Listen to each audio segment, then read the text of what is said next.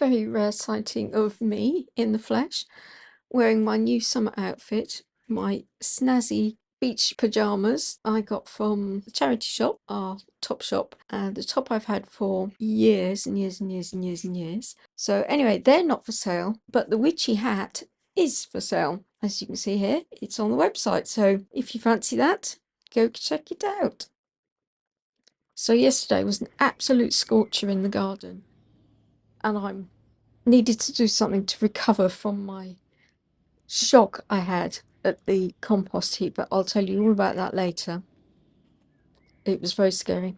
Anyway, so it's this wonderful 1930s, really sort of pale, minty, jadey green silk kimono, and it's reversible, so you can have the green on one side, all that pale caramel toffee colour on the of the other side. It's absolutely stunning. It does have a belt, but it's not pictured here.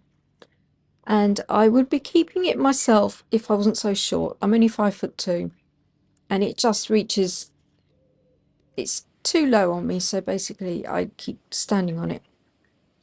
Anyway, so another one great for this weather is this oversized kimono top in a very, very lightweight Indian cotton. It's batik and it's got these huge sequins on it and a fringe. It's a perfect festival top, so it gives you loads of room for movement and lets the air waft around.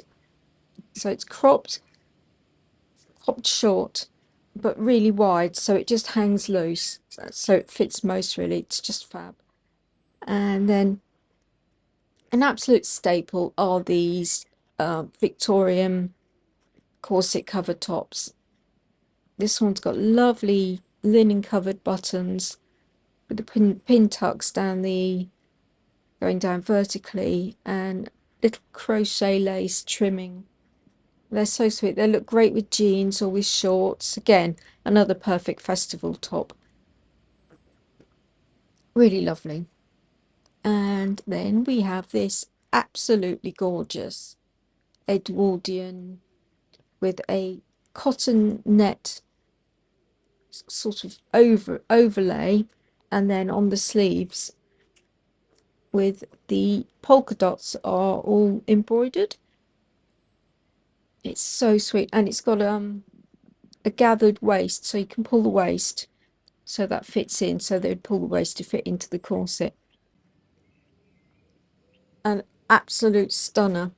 Another Edwardian white. This dress was an absolute state when I got it. It was crumpled up, stiff as a board, and brown as cardboard. It took a lot of washes to get it white again. But it's got all this wonderful, wonderful, really, really fine lace and embroidery detail to it. Oh, it's just so gorgeous. And obviously that really, really fine linen cotton. Perfect lawn dress. And then this is older, is a muslin shift.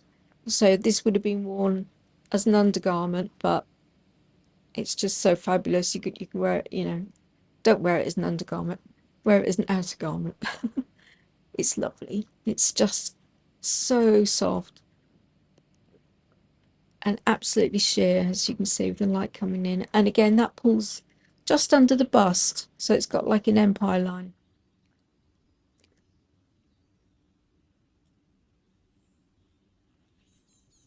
And I thought I'd get out some of the, that's me wearing the kimono there. This was an Edwardian silk. I was going to say sombrero.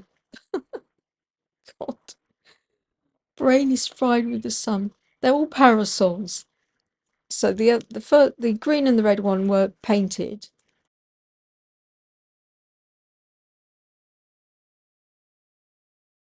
Decorated. This one's a bit rickety. And then this one's a bit more modern. It's a black lace one, very gothy. So perfect for the sun. A little lawn update for you. It's growing a bit patchily here and there. you can still see the lawn, the grass seeds I put down. I've been watering those bare patches, but I don't know whether it's because they just don't get enough sun. So it's quite shady most of the time in the garden. I moved all my veggies into pots and away from the slugs. I can't believe this is the same bee. It's many days later. There's another one.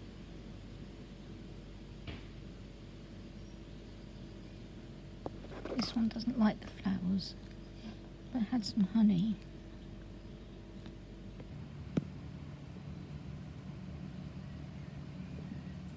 I have another wounded bee. I don't believe it's the same one. I don't think the other one made it. This one had a little bit of honey, didn't want any flowers, and seems in a kind of a worse, much less energy. But look, that's the dead flower from the last one. So it's come to the exact same place. This is like bee hospice. They come here on their final last legs. Oh, poor little thing. I tried giving it some water, some honey. It had a little bit of honey, but no. I think it's ready to go.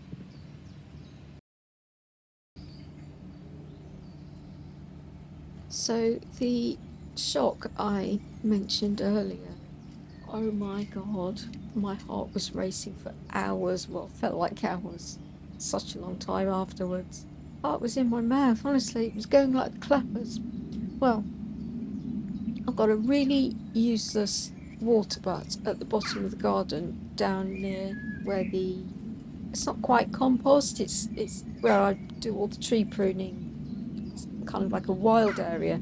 I put all the twigs and branches and stuff in this pile, and I thought, oh, that'd be a great wildlife haven for hedgehogs and cute things.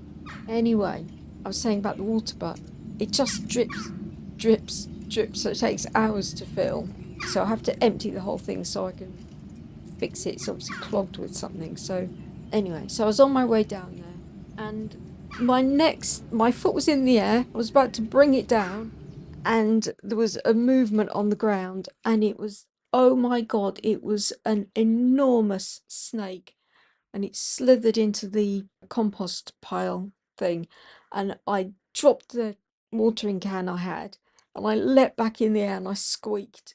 I've never seen a snake in the wild before, and this was huge. It was massive. It was really, it was about the width of a really, really chunky courgette. That's where it went into there, exactly where I pictured it. Oh my God, oh God, my heart's going now, just remembering it. So I've got a snake that lives in the garden.